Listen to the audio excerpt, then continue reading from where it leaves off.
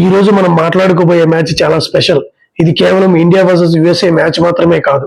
ఎందుకంటే అమెరికా టీంలో సగం మంది మన దేశం కుర్రాళ్లే ఉన్నారు.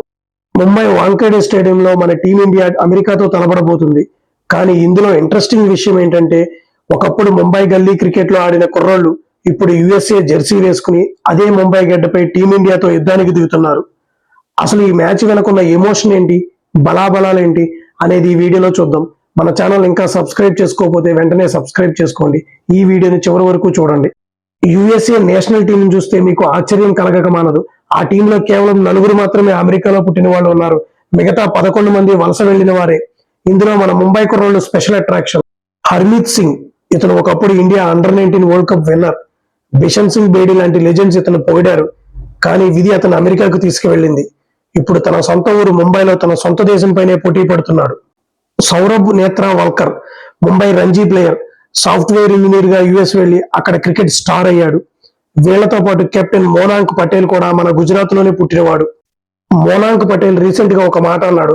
అమెరికా జెండా కింద ఆడేటప్పుడు మాలో ఇండియా, పాకిస్తాన్ అనే భేదాలు ఉండవు, మేమంతా ఒకటే అని క్రికెట్ మనల్ని ఎలా కలుపుతుందో చెప్పడానికి ఇది ఒక బెస్ట్ ఎగ్జాంపుల్.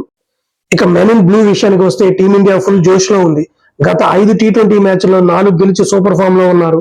మన టార్గెట్ ఒకటే, సొంత గడ్డపై వరల్డ్ కప్ గెలవడం. 6 నెలల క్రితం వరకు వరల్డ్ కప్ రేస్ లో లేని ఇషాన్ కిషన్ సయ్యద్ ముస్తక్ అలీ ట్రోఫీలో అద్భుతంగా ఆడి ఇప్పుడు ఏకంగా ఓపెనర్ గా బరిలోకి దిగుతున్నాడు. అభిషేక్ శర్మతో కలిసి ఇషాన్ కిషన్ ఇన్నింగ్స్ ఆరంభించడం దాదాపు ఖాయం. ఒక బ్యాడ్ న్యూస్ ఏంటంటే pacer Harshit Rana warmup match లో గాయపడ్డాడు. కెప్టెన్ సూర్యకుమార్ యాదవ్ మాటల ప్రకారం రాణా టోర్నీ మొత్తం దూరమయ్యే అవకాశం ఎక్కువగా ఉంది. లోయర్ ఆర్డర్ లో సిక్సర్లు కొట్టగలిగే సత్తా ఉన్న బౌలర్ లేకపోవడం మనకు లోటే. వాషింగ్టన్ సుందర్ ఇంకా గాయం నుంచి కోలుకుంటున్నాడు కాబట్టి Axar Patel first choice spinner గా ఉంటాడు.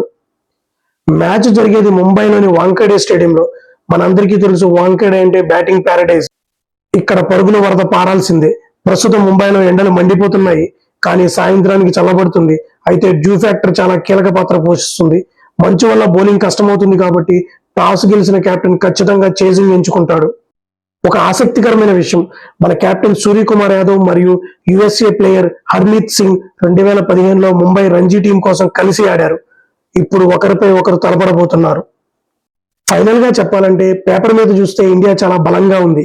కానీ ఎమోషనల్ గా యుఎస్ఏ ప్లేయర్స్ కు, ముఖ్యంగా ముంబై కుర్రాళ్ళకి ఇది జీవితంలో మరిచిపోలేని మ్యాచ్. వాంఖేడేలో ఇషాన్ కిషన్ తన బ్యాట్ తో మెరిపిస్తాడా, లేక నేత్రావల్కర్ తన బౌలింగ్ తో షాక్ ఇస్తాడా? మీరేమనుకుంటున్నారు? కామెంట్ సెక్షన్ లో చెప్పండి. ఈ వీడియో నచ్చితే లైక్ చేయండి, షేర్ చేయండి. మన ఛానల్ ఇంకా సబ్స్క్రైబ్ చేసుకోకపోతే వెంటనే సబ్స్క్రైబ్ చేసుకోండి. జై హింద్.